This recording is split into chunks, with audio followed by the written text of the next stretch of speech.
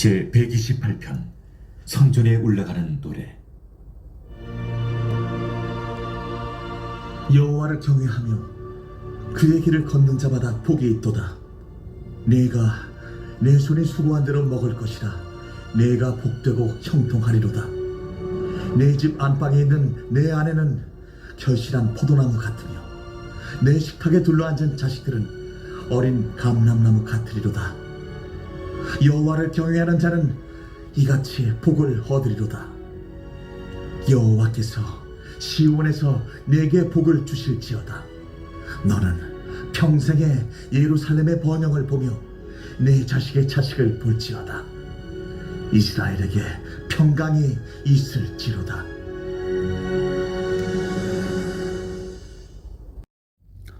오늘은 여호와를 경외하는 자가 누리는 복에 대해서 말씀드리려고 합니다. 하나님께서 계시는 시온에서 복을 받은 사람의 직장생활과 가정생활이 어떤 것인가를 가르쳐주고 있습니다. 오늘날 다양화되고 경쟁에서 승리한 자만을 인정해주는 신자유주의적인 사회 속에서 우리 그리스도인들은 과연 어떻게 우리의 가정을 세우고 직장 생활을 하여야 하는가를 오늘 본문을 통해서 배울 수 있게 됩니다. 1절을 보시면 여호와를 경외하며 그의 길을 걷는 자마다 복이 있도다 라고 하였습니다. 여호와의 길을 걷는다는 것은 여호와 하나님의 은혜에 감사하고 하나님을 존경하는 마음을 가지고 하나님의 말씀에 순종하고 살아가는 것을 말합니다. 시편 119편 1절에서 3절 말씀에도 같은 말씀이 있습니다. 행위가 온전하여 여호와의 율법을 따라 행하는 자들은 복이 있으며 여호와의 증거들을 지키고 전심으로 여호와를 구하는 자는 복이 있도다.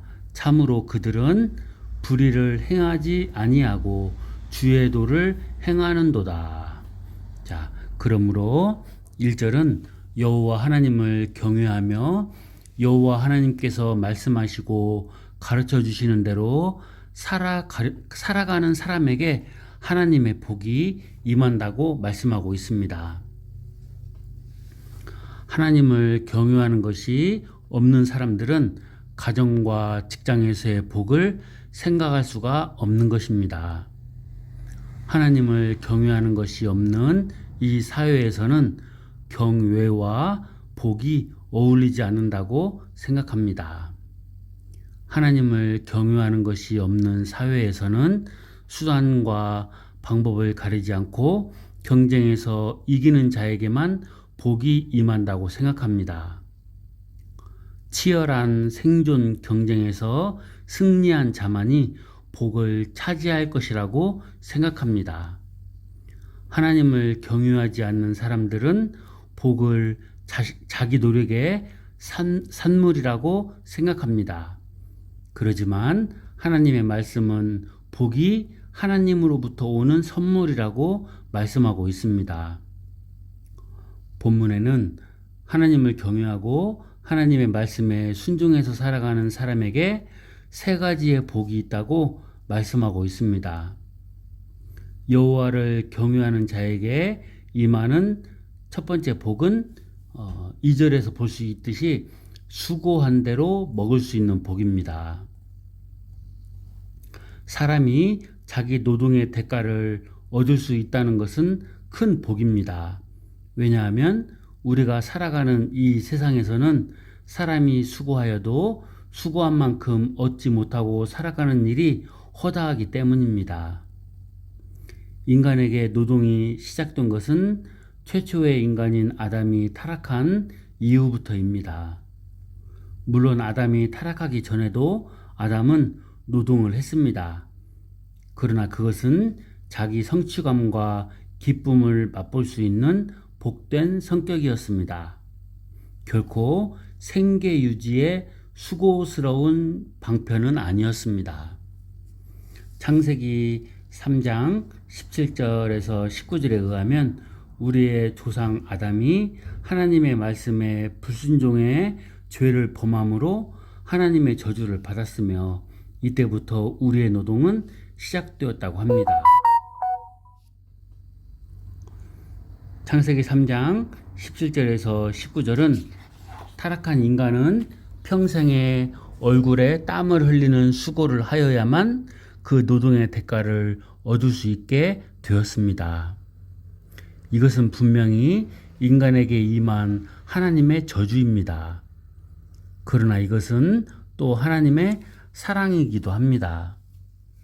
인간이 얼굴에 땀을 흘리는 수고를 하여도 그 대가를 얻지 못한다면 그것은 인간에게 말할 수 없는 고통이며 이는 곧 죽음을 의미하는 것이기 때문입니다. 그럼에도 불구하고 타락한 인간이 얼굴에 땀을 흘린 만큼 그 대가를 얻어서 살아갈 수 있게 하셨다는 것 자체가 바로 하나님의 사랑인 것입니다.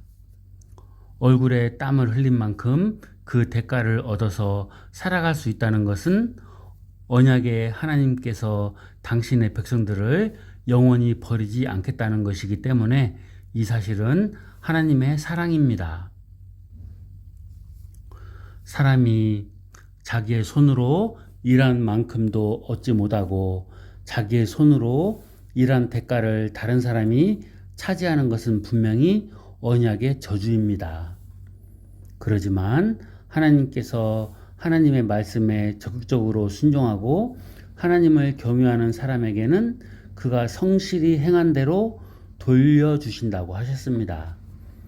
이것은 분명히 하나님을 경외하는 자에게 주시는 하나님의 복인 것입니다.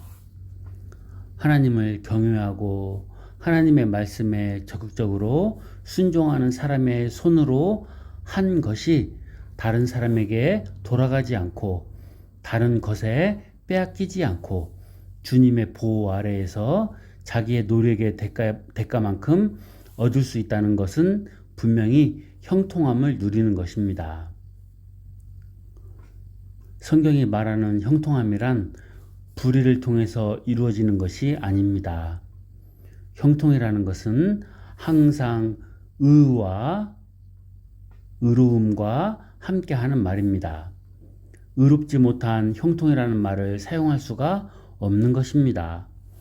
그래서 1절에서도 여호와를 경외하고 하나님의 말씀에 순종하는 자가 복 있는 자라고 말하고 이어서 2절에서 내가 내 손이 수고한 대로 먹을 것이라 고 말한 후에 내가 복되고 형통하리로다 라고 했습니다. 시인은 악인의 형통함에 대해서 말하면서 의인들에게 악인의 형통을 부러워하지 말라고 말하고 있습니다. 악인들이 잘 되는 것은 복이 아니라 저주이기 때문입니다. 악인들은 선을 행하지 않고 악한 행위로 불을 쌓는 것으로 인하여 망하게 될 것이기 때문입니다. 그들은 장차 우리 주님께서 이 세상을 심판하러 오실 때 더 큰 고통이 있는 지옥의 나락으로 떨어질 것입니다. 오늘날 사람들은 욕심 때문에 자신의 손으로 한 만큼 얻지 못하고 있습니다. 욕심은 육신적인 요소입니다. 있는 자는 더 많이 가지려고 하고 없는 자는 노동의 정당한 대가를 받지 못했다고 하기 때문에 우리 사회가 시끄럽고 조용할 날이 없는 것입니다. 우리 사회에 하나님의 말씀과 사랑이 없고 정글의 법칙만이 작용하고 있기 때문에 우리 사회가 시끄러운 것입니다. 욕심이 잉태한 즉 죄를 낳고 죄가 장성한 즉 사망을 낳느니라. 야고보서 1장 15절을 역으로 생각해 보면 욕심이라는 것은 죄악의 산물이라는 것을 알 수 있습니다.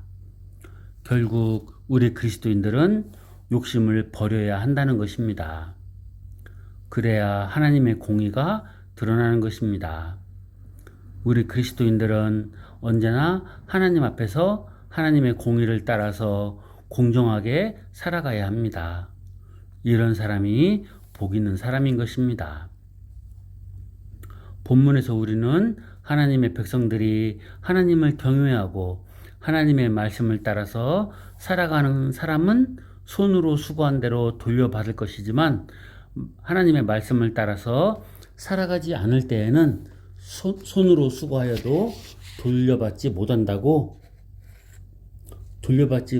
것을 생각할 씨 있습니다. 성경은 하나님의 백성들이 하나님의 말씀을 따라서 살아가지 않으면 그 씨 뿌리는 수고가 헛된 것이 될 것이라고 말씀하고 있습니다. 왜냐하면 원수가 그 수확을 먹어버릴 것이기 때문입니다. 레위기 26장 15절에서 18절입니다. 내 규례를 멸시하며 마음에 내 법도를 싫어하여 내 모든 계명을 준행하지 아니하며 내 언약을 배반할진대 내가 이같이 너희에게 행하리니 곧 내가 너희에게 놀라운 재앙을 내려 폐병과 열병으로 눈이 어둡고 생명이 쇠약하게 할 것이요 너희가 파종한 것은 헛되리니 너희의 대적이 그것을 먹을 것이며 내가 너희를 치리니 너희가 너희의 대적에게 패할 것이요 너희를 미워하는 자가 너희를 다스릴 것이며 너희는 쫓는 자가 없어도 도망하리라. 또 만일 너희가 그렇게까지 되어도 내게 청종하지 아니하면 너희의 죄로 말미암아 내가 너희를 7배나 더 징벌하리라. 자, 그러므로 우리가 하나님의 뜻을 따라서 늘 감사하며 살아가면 자신이 땀 흘려 수고한 그 이상의 풍성한 소득을 복으로 받게 된다는 것을 알아야 합니다. 이런 삶을 사는 사람들은 노동이 더 이상 고역이 아니라 하나님의 복이라는 것을 압니다. 우리가 하나님의 뜻을 따라서 늘 감사하며 살아가면 하나님께서 우리의 직장 생활을 복으로 돌려주실 것입니다. 우리가 이 사실을 믿음으로 받아들이고 순종하며 살아가면 여호와 하나님께서 우리의 손으로 수고한 대로 반드시 돌려주실 것입니다. 여호와 하나님을 경외하는 자에게 임하는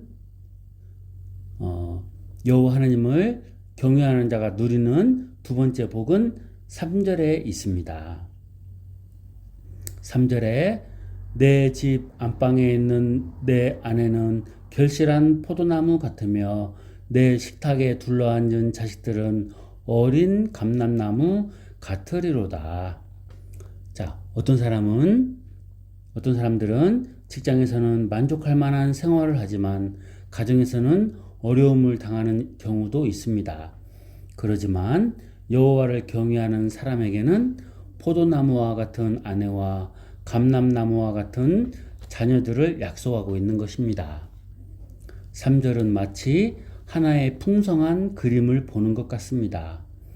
내 안방에 있는 내 아내는 결실한 포도나무 같으며 라고 했습니다.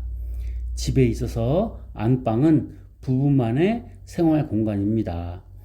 그러므로 아내가 안방에 있다는 말은 아내가 아내의 역할을 잘 하고 있는 것을 의미합니다. 그리고 안방에 있는 아내가 결실한 포도나무 같다는 말은 아내에게 넉넉함이 있고 남편의 마음을 유쾌하게 하는 즐거움을 주는 것을 의미합니다.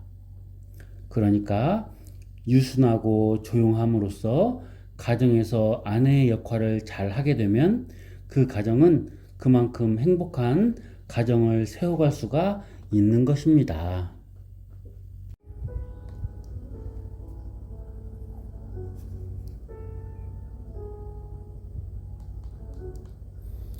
또 앞에서도 말씀을 드렸듯이 안방은 부부만의 공간으로서 다른 사람들이 접근할 수 없는 곳을 말합니다.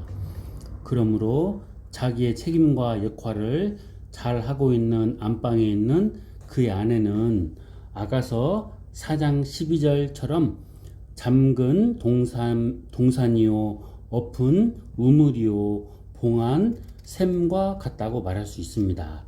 잠근 동산이나 덮은 우물이나 봉한 샘은 모두 다 솔로몬을 사랑한 술람미 여인을 상징하는 말입니다. 동산은 솔로몬에게 안식과 활력을 제공해주는 아름다운 술람미 여인을 상징하고, 잠근이라는 말은 술람미가 오직 솔로몬만을 일편단심으로 사랑하는 것을 상징합니다. 그리고 우물은 계속적으로 물을 떠 마실 수 있도록 풍부한 물을 비축하고 있는 특성이 있고, 샘은 계속적으로 새로운 물이 솟아난다는 특성이 있습니다. 그러므로 술람미가 오직 솔로몬만을 사모하는 순결한 신부인 것을 상징적으로 말하고 있는 것입니다. 그러니까 안방에 있는 아내가 결실한 포도나무와 같다는 말은 밖에서 일하고 돌아온 남편에게 넉넉한 쉼을 주고 거기에서 흘러나오는 시원한 생수로 남편의 갈증을 채워주는 것을 말합니다. 이것은 아내가 남편이 하는 일에 대해서 믿어주고, 비록 남편의 수입에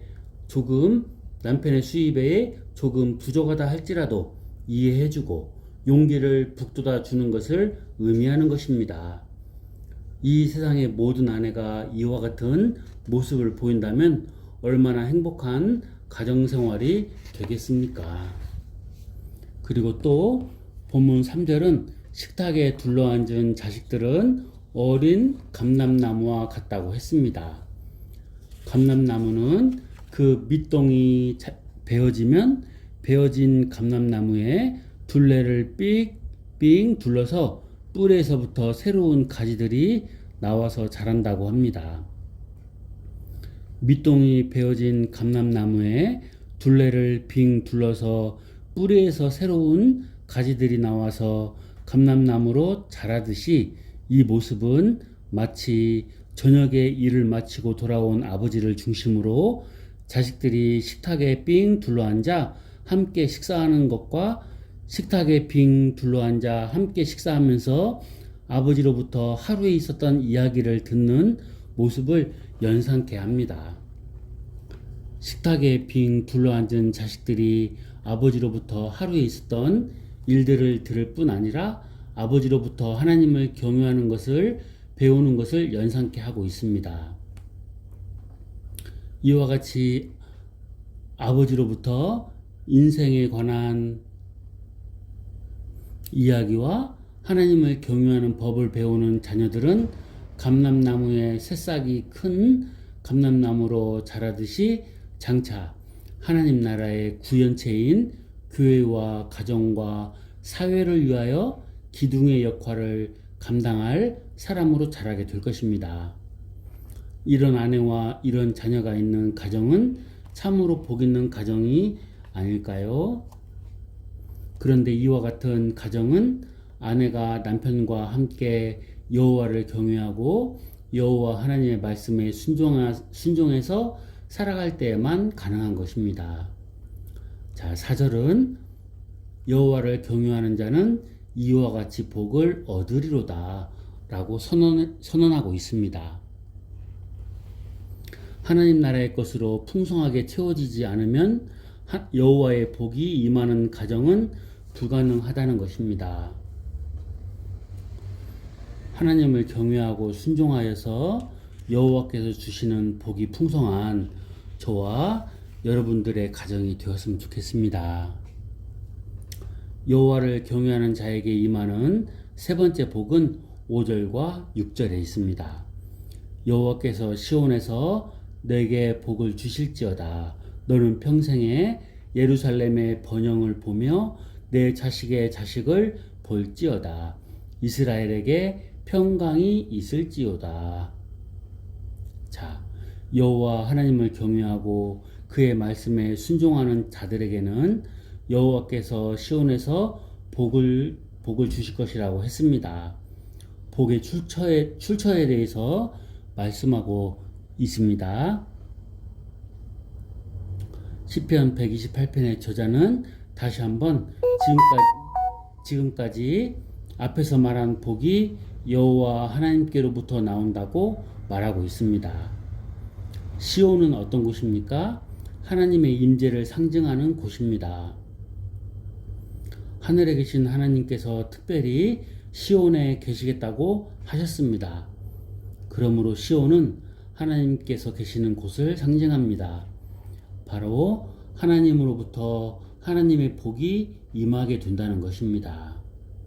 그리고 이어서 너는 평생에 예루살렘의 번영을 보게 될 것이라고 말합니다.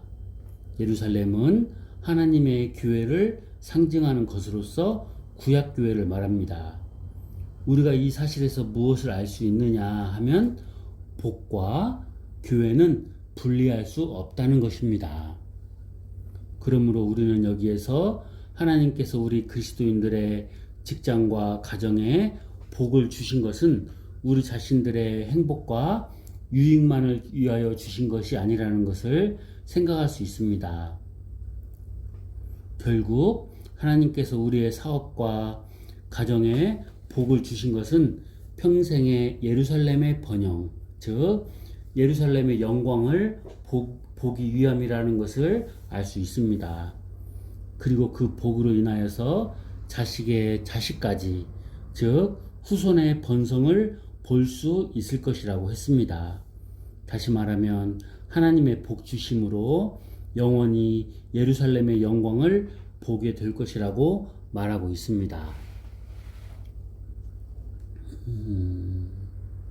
교회 안에서 하나님의 영광을 맛보며 살아가는 것과 또한 저 천국, 영원한 저 천국을 소망하면서 저 천국의 영원한 잔치에 참여하면서 그 잔치를 보게 될 것이다 하는 부분까지 우리는 생각할 수 있습니다.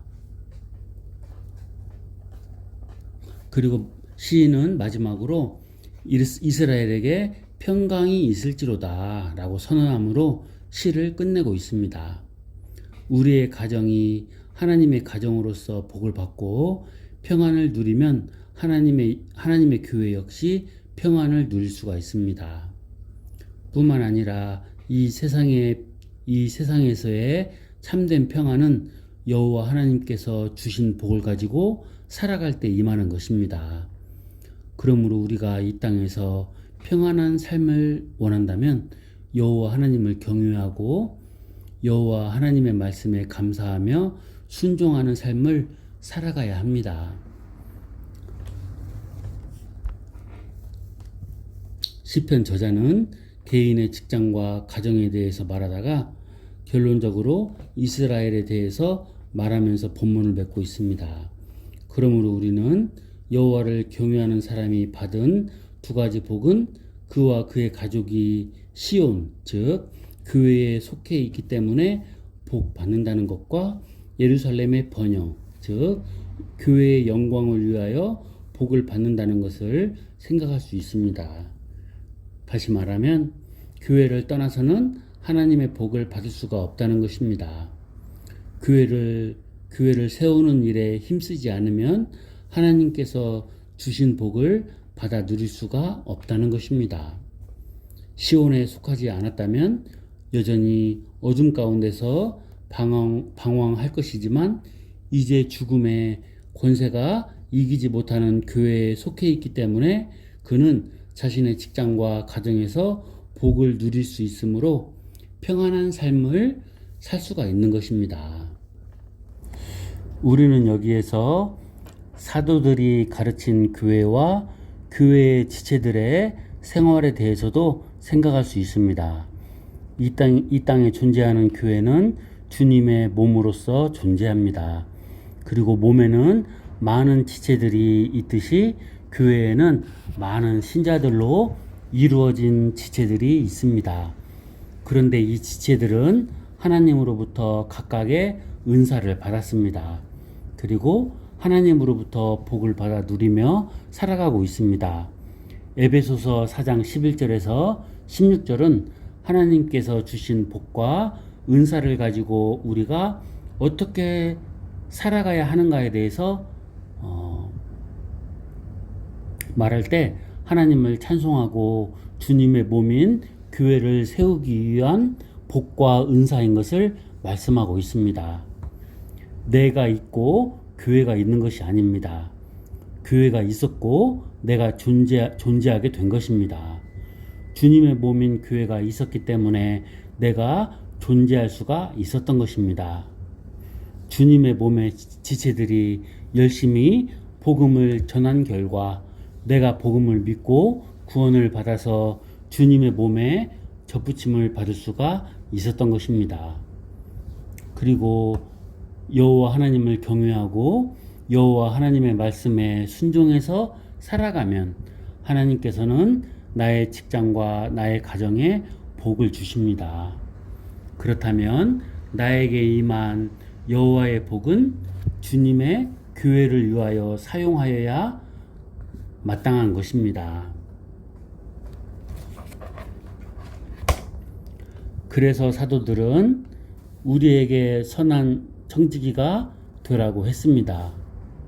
하나님께서 주신 것을 가지고 살아가되 하나님께서 주셨다는 것을 확신하고 하나님의 뜻대로 사용하라는 것입니다.